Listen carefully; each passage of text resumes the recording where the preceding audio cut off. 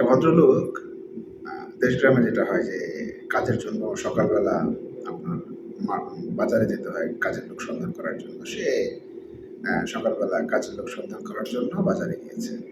তো ২ জন লোক দাঁড়িয়ে আছে। তো বলল যে, "বাসায় কিছু কাজ আছে। যাবেন আপনারা?" তো বলল যে ২ জনই বলল যে, "হ্যাঁ, যাবো।" বলল যে, "কত দিতে হবে?" একজন বলল যে, "৳৫০০ দেন।" পাশের জন বলল যে, "আমার কোনো টাকা লাগবে না। আমাকে শুধু দুপুরে পেট ভরে খাওয়ালেই হবে।" তো লোকটি চিন্তা করে দেখলো যে টাকা যেহেতু লাগবে না তাহলে এই লোকটাকেই নেই। সে কি করলো? এই লোকটাকে নিয়ে কাজ করার জন্য বাড়িতে নিয়ে আসলো।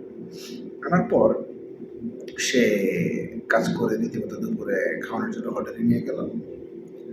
তো লোকটি হোটেলে বসে অনেক কিছু খেলো। খাওয়ার পরে যখন বিল আসলো, বিল দেওয়ার জন্য গেল উনি। জিজ্ঞাসা করলো, "বিল কত আসছে?" বলল যে, ৳৯০০। লোকটি তো তাজ্জব হয়ে গেল।